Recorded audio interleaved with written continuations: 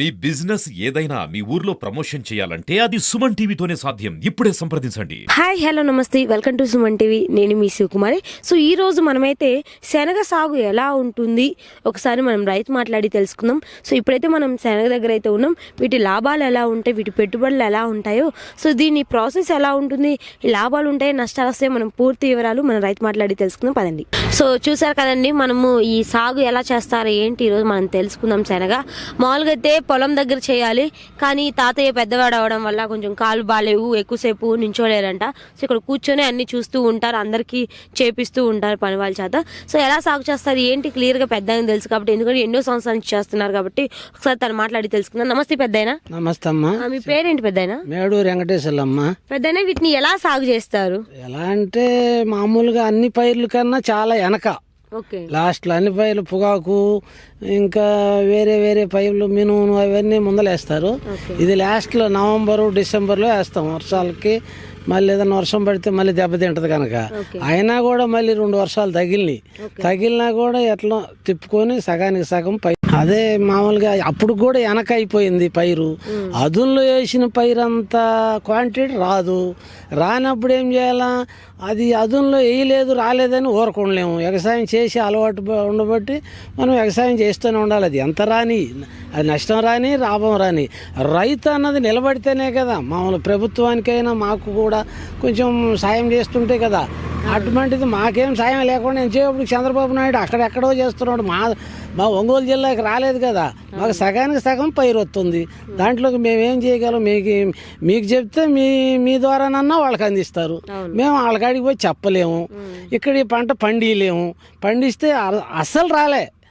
శనగ అస్సలు రావటం లే. మామూలుగా ఇప్పుడేం నేను ఎప్పటి నుంచో వేస్తాను శనగ. మేము మా అవసరాల కోసం అమ్మబోయేలకి రేటు తక్కువ ఉంటుంది, మేము అమ్మినాక రేటు ఎక్కువ ఉంటుంది. ఇక అటువంటి సందర్భాల్లో మేమేం మాట్లాడతాం, మధ్యలో అటు ఇటు కానీ మధ్యస్తారు కదా వాళ్ళని. ఎలా సాగు చేస్తారు? ఈ ప్రాసెస్ ఎలా ఉంటుంది? ఒక దుక్కి దున్నాలి, తర్వాత మళ్ళీ ఒక 2 సార్లు గొరుదోలి మళ్ళీ మాక పెట్టాలా, తర్వాత మళ్ళీ 2 సార్లు గొరుదోలి శనగడ్డతోటి శనగ వేసి ఒక ఎకరానికి వచ్చి 70 kgs పడతాయి. ఎకరాకి 70 kgs పడతాయి. అవి వేసిన తర్వాత మళ్ళీ ఇక 4 సార్లు మందు కొట్టాలా. కాయ పిందె ముదురుగా అయ్యేటప్పటికి మళ్ళీ పందులు వస్తాయి. పందులకు మళ్ళీ కాపలా రావాలా. తీర్మానం ఎకరాకి మంచి పొలం అయితే 7 క్వింటాలు 10 దాకా అవుతుంది. ఈ పొలంకి అయితే 6 క్వింటాలు 7 క్వింటాలకి అటు ఇటు అవుతుంది, పంట తేలదు. మీరు ఎన్ని ఎకరాలు వేసారు? మేము 2 ఎకరాలు వేసాము. ఈ 2 ఎకరాలు కూడా ఇలానే ఉంది. పంట మామూలుగా రేగడ పొలాలంతా రావు, కొద్దిగా ఇది అటు ఇటు కానీ పొలం కనుక. ఇక ఆ సందర్భాల్లో మేమేం చేస్తాం, చేయగల కాడికి చేస్తాం, వచ్చిన కాడికి తింటవే. కానీ మేము లాభాలు పొందటం, ఈ లాభాలు వచ్చి తినాలనేం లేదు. ఆటకి సాగు చేస్తూనే ఉన్నాం, లాస్ వస్తుంది. మేము 25 ఎకరాలు పొలం అమ్మినా లాస్ అయ్యి దాంట్లో ఎవరు నమ్ముతారు? నాకు ఉంది 30 ఎకరాలు. 30 ఎకరాల్లో ఇప్పుడు 7 ఎకరాలు ఉంది. మరి లాభం లేకపోయినా ఎందుకు వేసారు పెద్ద? చేయాల్సిందేనమ్మా, తప్పదు. ఏం పొలం వరకు పెట్టుకోలేము. కౌలుకి అడిగితే తక్కువ అడుగుతారు, అందరితోటి ఇవ్వమంటే మనకి ఇయ్యరు, తక్కువ అడుగుతారు. ఈ 1 సంవత్సరం ఏదో పొగాకు ఉందని 30,000 ఇస్తున్నారు.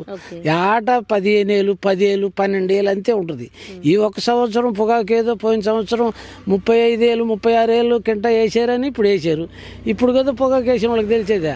ఆ పొగాకు వేసారనే 30,000 35,000 చాలగాళ్ళ వాళ్ళకి ఇస్తామని కౌలుకి తీసుకున్నారు. ఇప్పుడు కదా వాళ్ళకి తెలుస్తుంది. బ్యార్ని మొత్తం 3 లక్షలు 4 లక్షలు అయితే ఇప్పుడు వరకు బ్యార్ని లైసెన్సే 8 లక్షలు.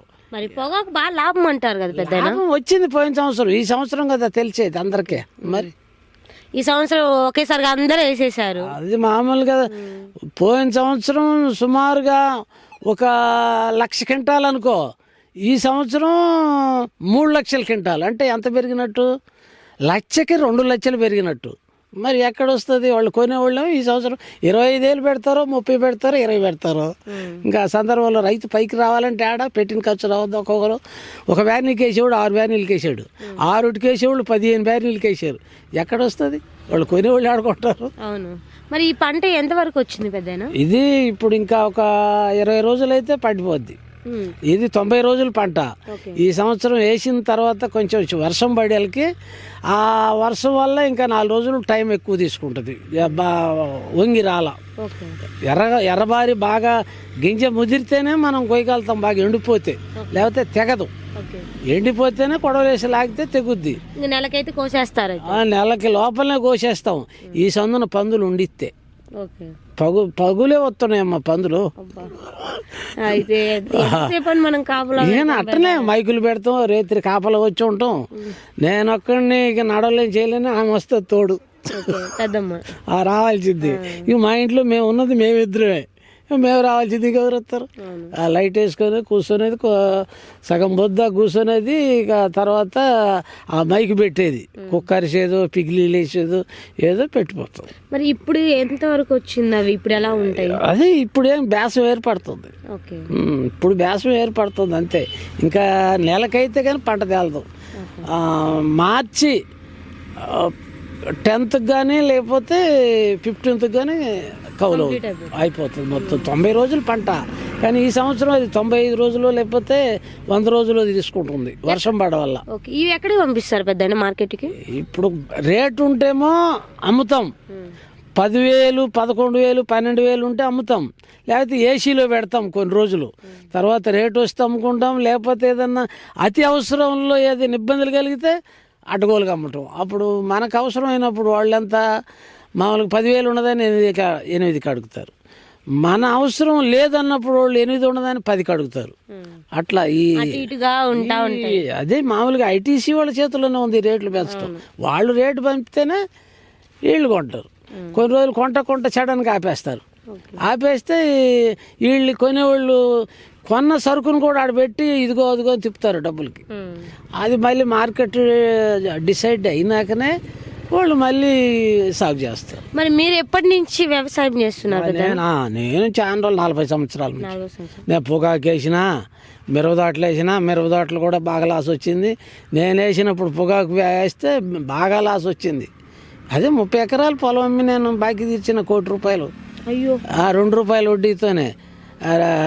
₹2 ఎక్కువైంది కదా, ₹1 వడ్డీ తీస్తానంటే కూడా ఇచ్చేయి, లేకపోతే మాకొద్దు వచ్చినప్పుడు తీసుకుంటామంటే నేను ₹2 వడ్డీతోనే ₹1,00,00,000 అప్పు తీర్చిన ఈ పొగాకు మీద లాసు. అందుకని ఇప్పుడు పొగాకు అయిన ఓన్లీ నారు పెడుతున్నా, పొగనారు. ఈ పొగనారు పెడితే కూడా ఇంత కష్టపడితే అసలు అయింది ఇప్పటికి. ఇప్పుడు దాకా బీగుతుంటే అది కూడా. మరి ఇప్పుడు దీనికి ఎంత పెట్టుబడి పెట్టారు పెద్ద? శనక్కి పెడతాం ఎకరాకి ఒక 20 మామూలు కౌలు కాకుండా 20,000 పెట్టుబడి ఉంటుంది. ఓన్లీ సేద్యమే 10,000, 8,000 ఉంటుంది వరకు. సేద్యమే శనగ వేసాలకి. దానికి మందు కొడతామేంది, దానికి మందు లేనిది సుమారు 20 నుంచి 25,000 దాని ఖర్చులు ఉంటుంది. అది మళ్ళీ కోత యాత అలాగే ఉంటుంది. కోస్తే ఎకరాకి 3-3.5 ఉంటుంది. దాన్ని మళ్ళీ శనగలేస్తే 3-3.5 ఉంటుంది. అట్లా 30,000 దగ్గర ఉంటుంది. దాంట్లో 50,000 వస్తే కానీ ఎకరాకి మనం బయటపడము. ఆ 50,000 ఎన్ని క్వింటాలు కావాలా? 5 క్వింటాలు, 6 క్వింటాలు. అయ్యే పొలం 10 క్వింటాలు అవుతుంది, కాంది 4 క్వింటాలు, 5 క్వింటాలు, 6 క్వింటాలు. అలా 10 క్వింటాలు, 12 క్వింటాలు అయ్యే పొలాలు కూడా ఉన్నాయి. కానీ మన పొలం కాదు, 5-6 క్వింటాలు అయ్యాలి కట్టేటాయి. ఇప్పుడు మనం 2 ఎకరాలు వేసాం, 10 క్వింటాలు, 12 క్వింటాలకే అటు ఇటు అవుతుంది.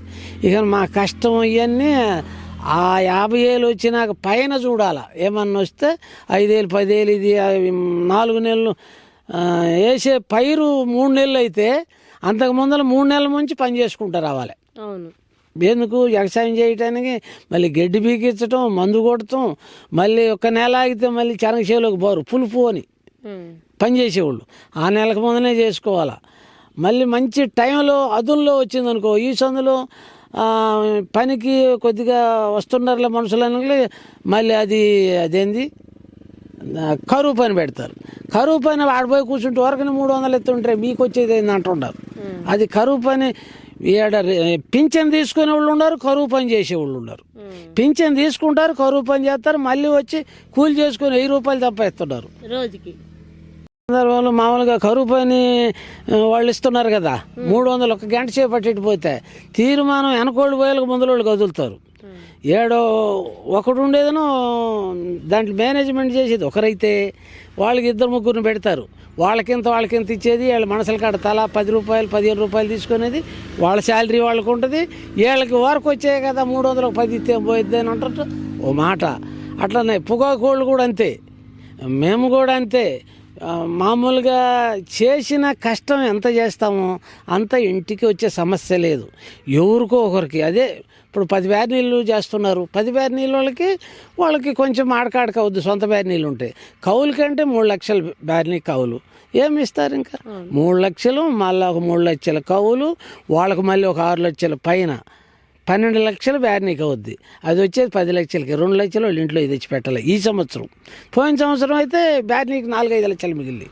4-5 లక్షలు మిగిలినాయి కానీ వాళ్ళు 4 సంవత్సరాల నుంచి పెట్టింది వాళ్ళకి తెలియదు. చూసే వాళ్ళకి ఎట్లా ఉంటుంది, వచ్చింది 4 లక్షలు అంటారు, ముందల నుంచి కష్టం తెలియదు. ఇప్పుడు ఇది కష్టం. దీంట్లో వచ్చినప్పుడు 50,000 వచ్చినాయి 60,000 వచ్చినాయి అంటారు. ముందర పెట్టుబడి వాళ్ళకి కనపడదు చూసే వాళ్ళకి. ఎంత వచ్చాయో వాళ్ళకి తెలియక లాభం వచ్చింది. ఇప్పుడు ఈ పొగనారు కూడా పెట్టామనుకో, మేము ముందర 5,000 అమ్మింది వారం రోజులు. అదే ఇంకొక వారం ఉంటే మాకు అప్పుడే బాగా వచ్చేది.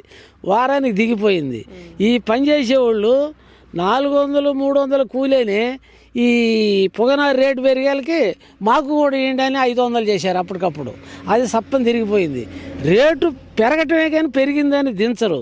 అదే పొగనారు అనుకో 5,000 అమ్ముద్ది, 500 కూడా అమ్ముద్ది. ఇప్పుడు ఇది మిగిలిపోయింది. మేము 2 ఏళ్ళకి 1,500కి ఇస్తున్నాం. అదే మాకు 5,000 కావాలంటే వాళ్ళు రారు, ఇంకో చోటకి పోతారు. ఈ కూలి వాళ్ళు వీళ్ళకి కాబట్టి ఇంకో చోటకి పోతారు. అట్లా ఉంది. Thank you పెద్దయినా. రైట్ అమ్మా మా కూతురాలు ఉండవు. Thank you. అది చూసారు కదండి, ప్రజెంట్ అయితే ఇక్కడ పంట అయితే ఉంది. సో పెద్దలు మాట్లాడి తెలుసుకున్నారు ఎంత నష్టాలు వచ్చాయినా కానీ మళ్ళీ వాళ్ళు వేస్తున్నారంటే సో రైతులు కాబట్టి ఇంకో పని చేసుకోలేరు కాబట్టి ఇంకో పనికి వెళ్ళలేరు కాబట్టి సో వాళ్ళు లాభం వచ్చినా నష్టం వచ్చినా ఇలా పంటలు అయితే వేసుకుంటామని చెప్పడం జరుగుతుంది. సో ఇదైతే ఒక్క 20 రోజులకైతే రెడీగా ఉంది.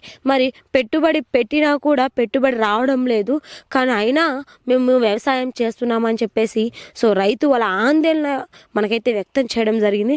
సో ఇది ఇక్కడ 2 ఎకరాల దాకా ఈ యొక్క సాగు చేయడం జరిగింది. మరి ఇప్పుడున్న ప్రభుత్వాలు పట్టించుకొని రైతులకు ఏదో ఒకటి న్యాయం చేయాలని చెప్పి నేను కోరుకున్నాను. సో ఇంకెందుకు చూస్తూ ఉండండి మరిన్ని అప్డేట్స్ కోసం మీ సుమన్ టీవీ. కెమెరామెన్ చందుతోనే మీ సుకుమారి.